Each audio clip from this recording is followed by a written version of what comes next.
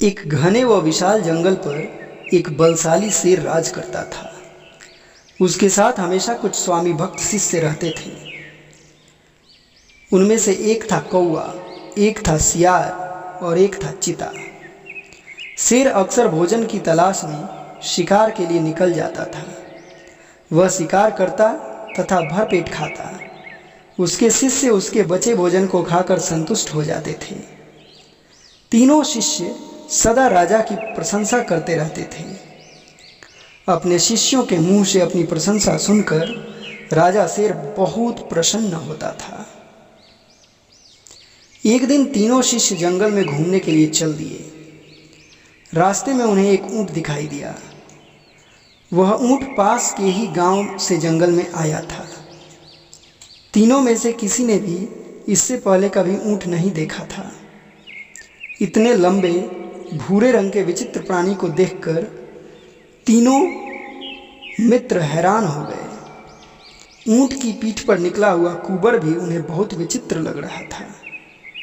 उन्होंने ऊंट से मित्रता कर ली और उसे जंगल के राजा से मिलने का निमंत्रण दिया।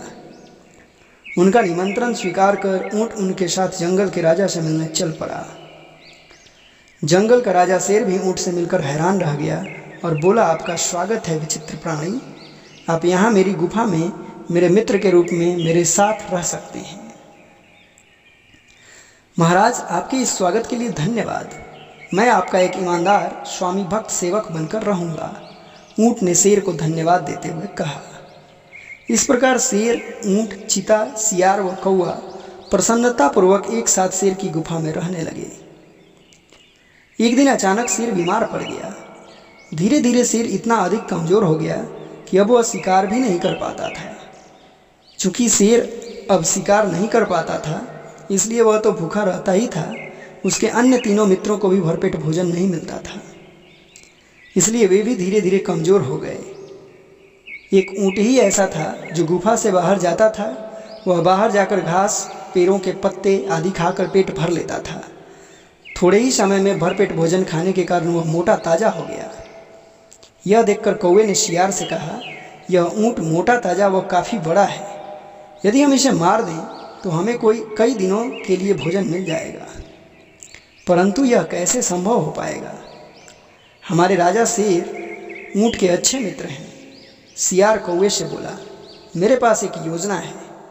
अगले दिन प्रातःकाल तीनों मित्र शेर के पास गए। कौवा शेर से बोला, महाराज, हम आपके लिए जंगल में भोजन की तलाश में गए थे, परंतु हमें आपके योग्य कोई भोजन नहीं मिला। हम आपको इस प्रकार भूख से मरते हुए भी नहीं देख सकते। आपके भोजन की व्यवस्था का अब एक ही रास्ता है कि हम ऊँट को मार दें, परंतु यह कैसे संभव है? यह तो नीति के विरुद्ध कार्य होगा।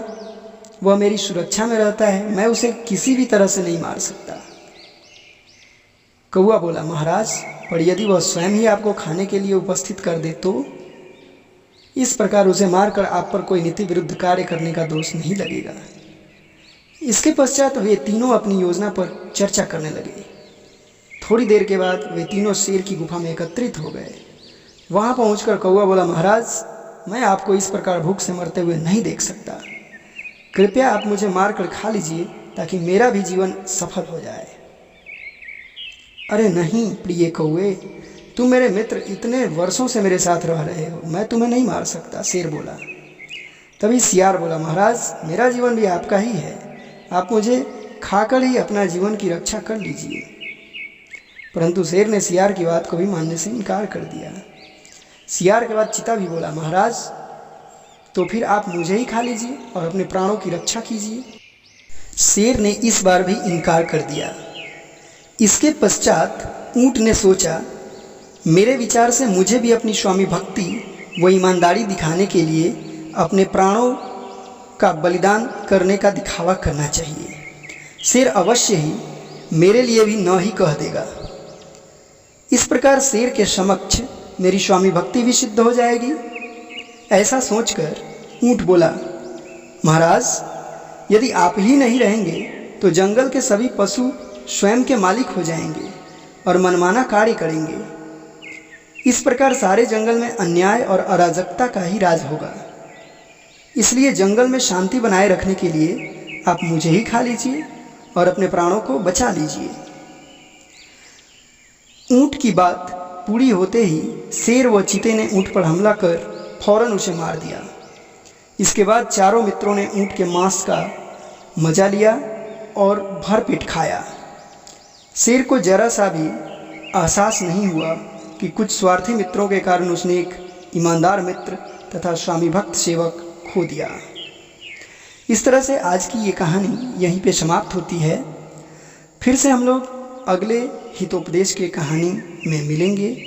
तब तक के लिए नमस्कार। यदि आप चाहें तो इस कहानी का एक सटीक शीर्षक कमेंट बॉक्स में लिख सकते हैं और साथ ही साथ आप ये भी लिख सकते हैं कि इस कहानी से आपको क्या शिक्षा मिलती है। तो देर किस बात की, अभी जाइए कमेंट बॉक्स में और लिख दीजिए इस कहानी का शीर्षक और इस कहानी से मिलने वाली शिक्षा। तो इंतज़ार रहेगा आपके शीर्षक का।